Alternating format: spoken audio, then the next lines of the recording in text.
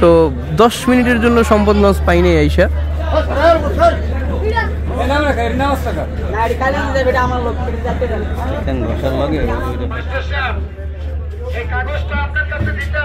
আমরা কালীগঞ্জ ঘাট অতিক্রম করলাম।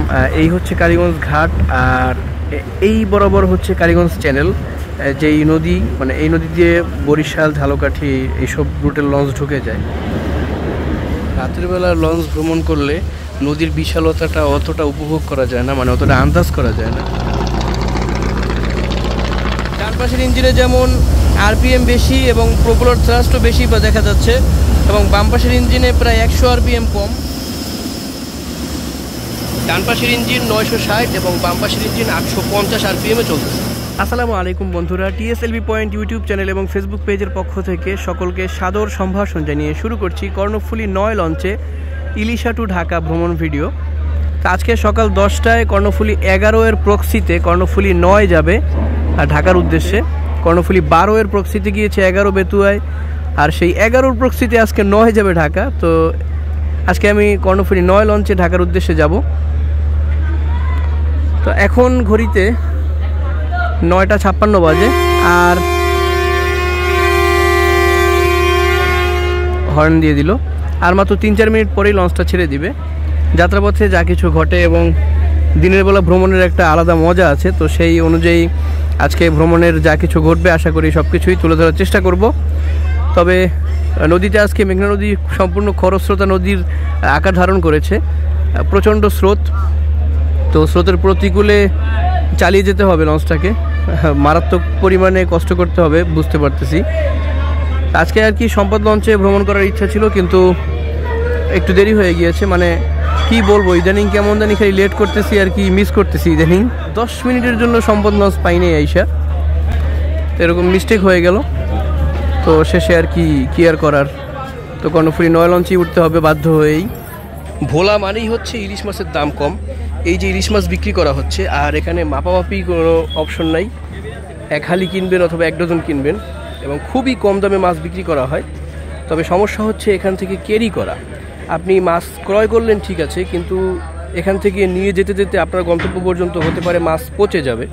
তো সেজন্য যদি বরফ বা ফ্রিজিংয়ের কোনো ব্যবস্থা করে আপনি মাছ ক্রয় করতে পারেন, তাহলে খুবই কম দামে ইলিশ মাছ কিনে নিতে পারবেন। চলুন লঞ্চে উঠে পড়ি।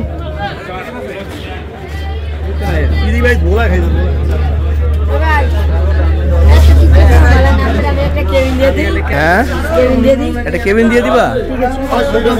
টিকিট সব বসে দেবো? না না, লঞ্চটা অনেক বড়, তো সেই হিসেবে যাত্রী ভরে নাই।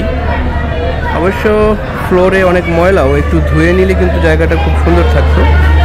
তারপরে এর মধ্যে বেশ কিছু ডেকের যাত্রী আছে। আর ইলিশার লঞ্চ যেহেতু না, এটা ভোলা খেয়াঘাটের লঞ্চ, আর সেই হিসেবে চেয়ারের কোনো ব্যবস্থা নেই। তারপরেও যাত্রীরা চাদর বিছিয়ে বসে পড়েছে।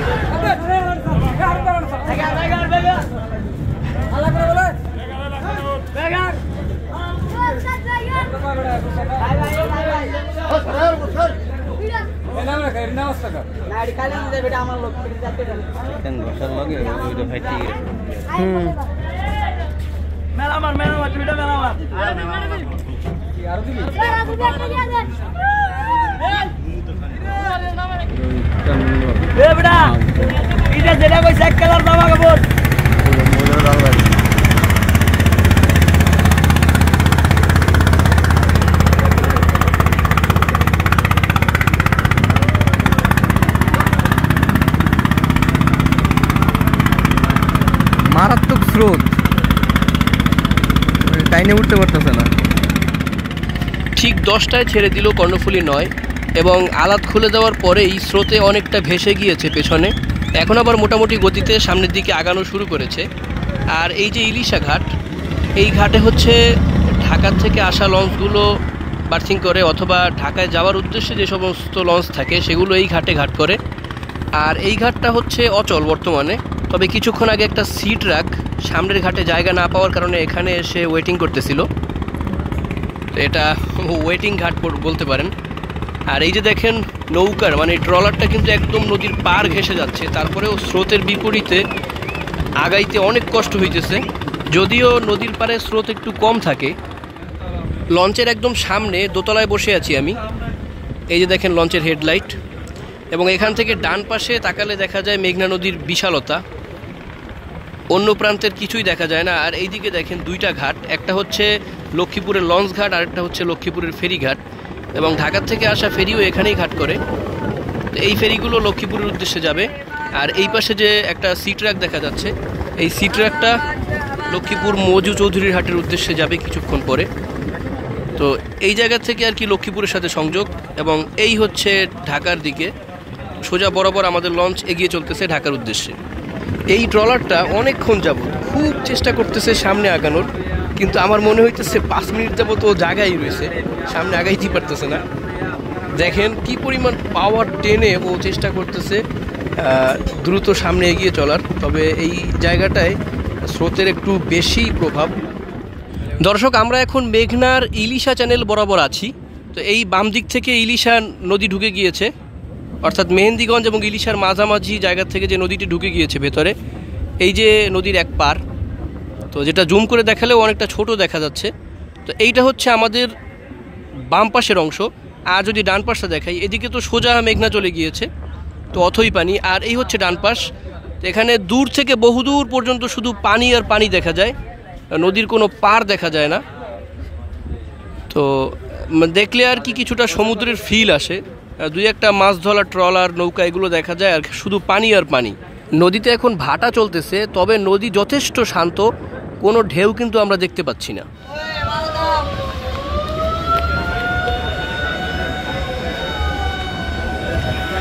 প্রিয় দর্শক, কালীগঞ্জ ঘাটের কাছাকাছি চলে আসলাম আমরা। এখান থেকে কালীগঞ্জ ঘাট দেখতে পাচ্ছেন, আর যাত্রীও বেশ কিছু আছে। তো ইলিশা ঘাট থেকে কর্ণফুলী লয় 10টায় ছেড়েছে, তা এখন 10:51 বাজে, হয়তো আরও 3-4 মিনিট লাগবে ঘাটে বার্থিং নিতে। তো দেখা যাক ঠিক কয়টা বাজে মাথা ঠেকাইতে পারে ঘাটে। আর খরস্রোতা নদীর স্রোতের কারণে কিন্তু নদীর পার ভেঙে চুরে একদম মিসমার, যার কারণে কিন্তু সব জায়গায় প্রচুর পরিমাণে ব্লক ফেলে রাখা হয়েছে, যার কারণে মানে যাতে করে আর কি নদী ভাঙ্গন রোধ করা যায়। তো কালীগঞ্জ ঘাটে বেশ পরিমাণে মানুষ দেখতে পাচ্ছি, সবাই যাবে কিনা সেটা শিওর না। দেখেন ঘাটে কিন্তু প্রচুর মানুষ আছে। এই কাগজটা আপনার কাছে দিতে আসি, ওই যে না লেখা কোস্টগার্ডের কাছে পাঠিয়ে দিবেন, পিছনে একটা নাম্বার আছে, কার কাছে দিতাম? আমাদের এই যে কোস্টগার্ডের অফিস আছে না, অফিসে পাঠিয়ে দিবেন, এটা পূরণ করে, এটা মধ্যে সব লেখা আছে। আপনার নাম ঠিকানা সব দিয়া কোস্টগার্ডের হোয়াটসঅ্যাপে পাঠাবেন।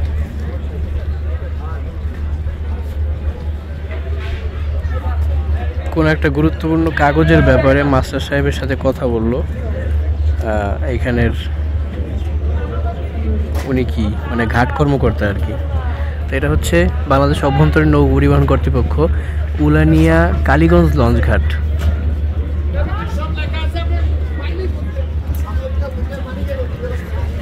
তো প্রচুর পরিমাণে যাত্রী, এবং এটা অধিকাংশই কিন্তু ঢাকার উদ্দেশ্যে যাবে, এবং এখনও দেখতেছেন যে ঘাটে আসতেছে প্রচুর যাত্রী এখনও।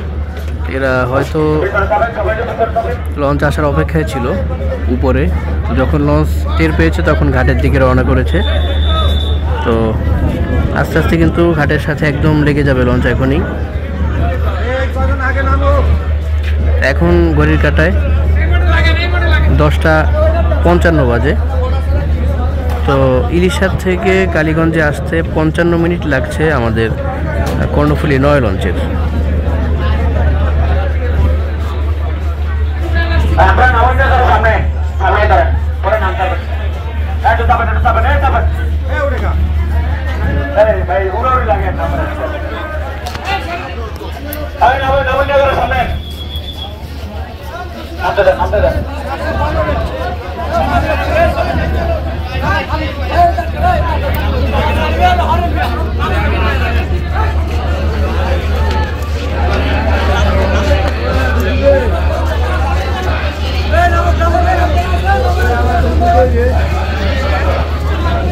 বেশ কিছু মানুষ ইলিশা ঘাট থেকে এসেছে কালীগঞ্জে নামার জন্য। তো তো তারা নেমে যাইতেছে, আর নামার আগে ওঠার জন্য আবার অনেকে পাগল হয়ে গিয়েছে। আগে আগে উঠে ভালো একটা জায়গা ধরতে হবে ডেক শ্রেণীর, সেটাও একটা বিষয়।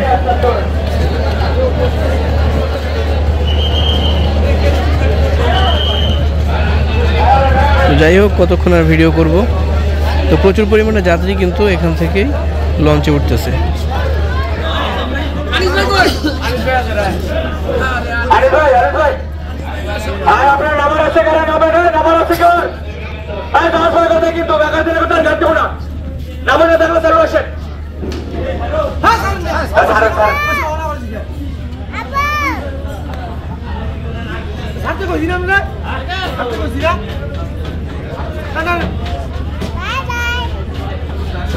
আচ্ছা দা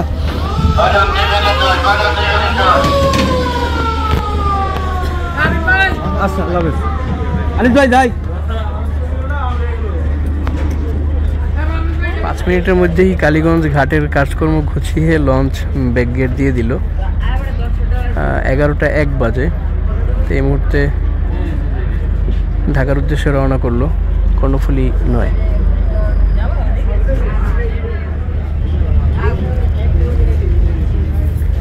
মেঘনা নদীর স্রোতের কারণে এইসব জায়গায় প্রচুর পরিমাণে নদী ভাঙ্গনের সৃষ্টি হয়েছিল। তো সরকারিভাবে চরম উদ্যোগ নেওয়া হয়েছে। এখানে প্রচুর পরিমাণে ব্লক, তারপরে বালু ভর্তি যে কম্বলের বস্তাগুলো, সেগুলো দিয়েও প্রচুর চেষ্টা চালানো হয়েছে যাতে নদী ভাঙ্গন কিছুটা হলেও থেমে যায়। সেই চেষ্টার বহিঃপ্রকাশ দেখতে পাচ্ছেন এখানে। ব্লকের অভাব নেই। আমরা কালীগঞ্জ ঘাট অতিক্রম করলাম। এই হচ্ছে কালীগঞ্জ ঘাট, আর এই বরাবর হচ্ছে কালীগঞ্জ চ্যানেল। যেই নদী, মানে এই নদী দিয়ে বরিশাল, ঝালকাঠি এইসব রুটের লঞ্চ ঢুকে যায়। আর আমরা হচ্ছে এই বরাবর যাব, মেঘনা নদী ধরে একদম ঢাকার উদ্দেশ্যে চলে যাব। তো এই সোজাসুজি চলতেছে কর্ণফুলী 9। ঘড়ির কাঁটা এখন 11টা 23 মিনিট বাজে। এই মুহূর্তে ইলিশার মরাটা যাইতেছে, মানে যদিও দেখতেছেন যে ভালো গতির সাথেই কিন্তু দোয়েল পাখি 1 ইলিশার উদ্দেশ্যে যাচ্ছে। তবে শালার উপরে আমার রাগ এখনো কমে নাই। তো সকালের ফার্স্ট ট্রিপ হিসেবে সদরঘাট থেকে ছেড়েছিল দোয়েল পাখি 1। এই মুহূর্তে কর্ণফুলী 9 লঞ্চকে ক্রস করে ইলিশের উদ্দেশ্যে খুব চমৎকার গতির সাথে এগিয়ে চলতেছে এমভি দোয়েল পাখি 1।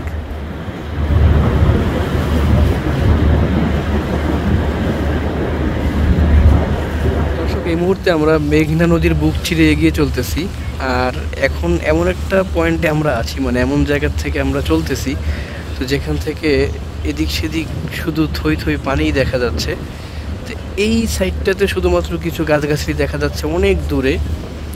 তো যেটা হালকা একটু জুম করে দেখাইলে যে হালকা দেখা যাচ্ছে, আর বাকি ক্যামেরা যদি ঘুরাই এদিকে কোনো দিকে কিছুই দেখা যাচ্ছে না, শুধু পানি আর পানি। বিষয়টা হলো, রাতের বেলা লঞ্চ ভ্রমণ করলে নদীর বিশালতাটা অতটা উপভোগ করা যায় না, মানে অতটা আন্দাজ করা যায় না। কিন্তু এই ডে সার্ভিসে ভ্রমণ করলে বোঝা যায় যে নদী কত বড়, কত বিশাল।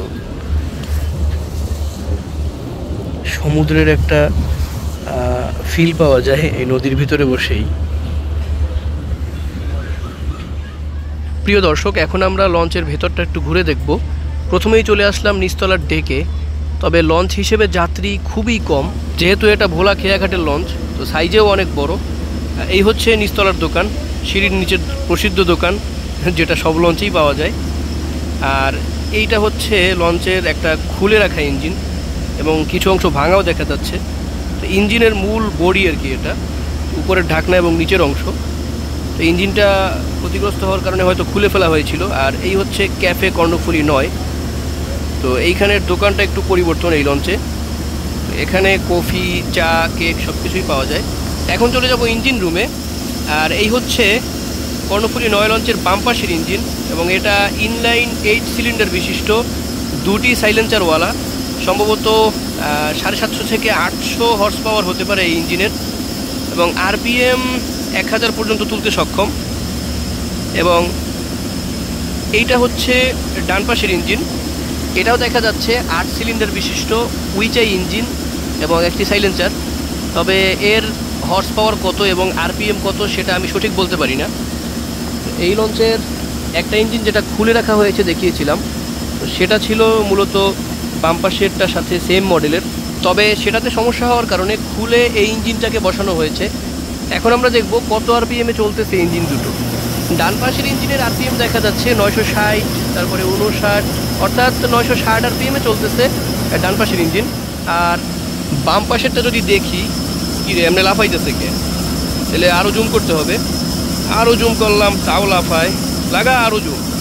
যাক, শেষ পর্যন্ত মোটামুটি দেখা যাচ্ছে 853, 54, অর্থাৎ 850 আর কি। তো বলা যাচ্ছে যে ডান পাশের ইঞ্জিন 960 এবং বাম পাশের ইঞ্জিন 850 আরপিএমে চলতেছে। এই হচ্ছে কর্ণফুলী নয় লঞ্চের হোটেল, এবং এখানে দিনের বেলায়ও খাওয়া দাওয়া পাওয়া যায়, দুপুরের খাবার তো খেতে হবে মানুষকে নাকি।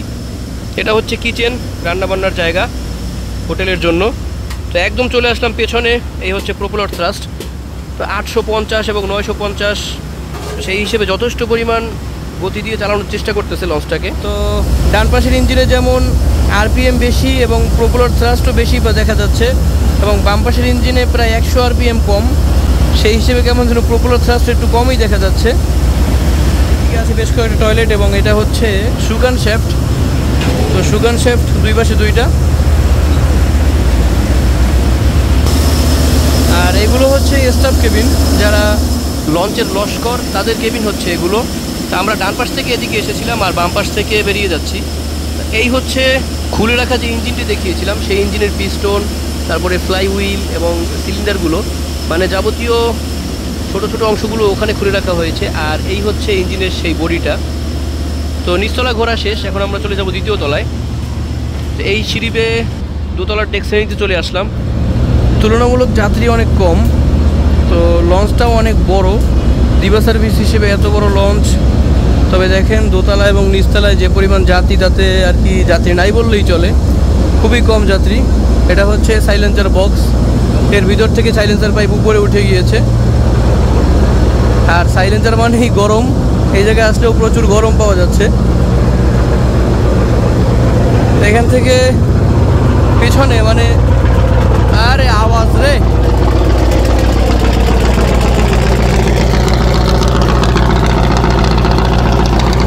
কালো ধোঁয়া ছেড়ে যতটুকু সম্ভব গতি প্রদর্শন করে চলতেছে লঞ্চটি, এবং প্রপেলার থ্রাস্ট দেখেন। তবে যত যাই হোক না কেন, এটা ভোলা খেয়াঘাটের লঞ্চ, ইলিশা রুটের দিবা সার্ভিস হিসেবে এটা কোনোভাবেই মানানসই না। তারপরেও কী বুঝে দিয়েছে জানি না। এই হচ্ছে হাইড্রোলিক টেকনোলজিয়া, এর মাধ্যমে লঞ্চকে ঘোরানো হয়, শুকান আর কি। এবং এই হচ্ছে সাইলেন্সার ফানেল। এটা হচ্ছে কর্ণফুলী নয় লঞ্চের মসজিদ। তো এই জায়গাটা নামাজের স্থান, দ্বিতীয় তলা একদম পেছনে। আর এই করিডোর থেকে 3 তলার কেবিন এরিয়ায় প্রবেশ করা যায়। চলে আসলাম তৃতীয় তলার কেবিন করিডোরে। এখান থেকে সোজা সামনে হচ্ছে মাস্টার ব্রিজ।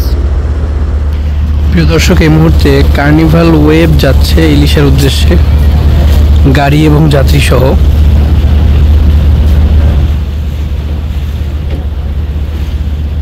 তো মোটামুটি স্পিডে, আপনারা জানেন কার্নিভাল ওয়েবের স্পিড অতটা না, যেমনটা কার্নিভাল ক্রুজের স্পিড, রোপেক্স ফেরি।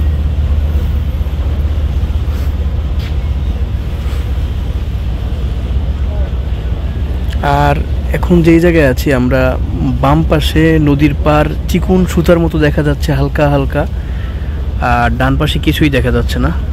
তো এই পরিস্থিতিতে আমরা চলতেছি, চারিদিকে শুধু ধু ধু মরুভূমি, সরি অফুরন্ত পানি আর পানি, এবং দূর থেকে একটা লঞ্চকে আসতে দেখতেছি। তো আর একটু সময় অপেক্ষা করি, দেখা যাক কি লঞ্চ এটা। তো এই লঞ্চটা আমাদের থেকে অনেক দূরত্ব বজায় রেখে যাচ্ছে ইলিশার দিকে। তো এটা এখান থেকে স্পষ্ট বোঝা যাচ্ছে না যে লঞ্চটা মূলত কোন লঞ্চ, কি দোয়েল পাখি 8-এর ব্যানারে মিতালি 7 সেটা নাকি অন্য কিছু বুঝতে পারতেছি না। আপনারা যদি কেউ লঞ্চের বডি ডাইমেনশন গেট আপ দেখে বুঝতে পারেন তাহলে অবশ্যই কমেন্টে জানাবেন।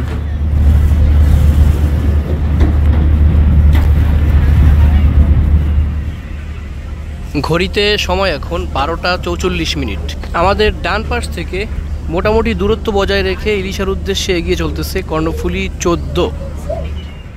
প্রিয় দর্শক, নিচতলা এবং ডেক শ্রেণী ঘুরে দেখা হয়ে গিয়েছে, তো এবার কেবিন এরিয়া ঘুরে দেখার পালা। তো এখন রয়েছি দোতলার একদম সামনের অংশে, আর এটা হচ্ছে দোতলার ডান পাশের কেবিন করিডোর। তবে লঞ্চটা সাইজে অনেক বড় হলেও তুলনামূলক কেবিন সংখ্যা অনেক কম। তো এই কেবিন করিডোরের মাঝে মাঝে আবার এরকম গলি দেওয়া আছে। গলির শেষ মাথায় রয়েছে একটি টয়লেট, বেসিন এবং আয়না লাগানো। আর দোতলার মাঝ বরাবর এই জায়গাটায় হচ্ছে ভিআইপি জোন এবং দুই পাশ থেকে দুইটা সিঁড়ি। আর বাম পাশের করিডোরেরও শেষ মাথায় এসেই একটা টয়লেট, বেসিন এবং আয়না লাগানো। তো এখন আমরা চলে যাব তৃতীয় তলায়। দোতলায় আমরা মোট কেবিন পেয়েছি 21টা, আর ভিআইপি জোন সহকারে হয়তো 25টা হতে পারে। তো তৃতীয় তলায় চলে আসলাম। আর তিনতলায় উঠলেই দেখতে পাবেন দোকান। এখানে চিপস, বিস্কিট, পানীয়, বিড়ি, সিগারেট সবই পাওয়া যায়, কফিও পাওয়া যায়।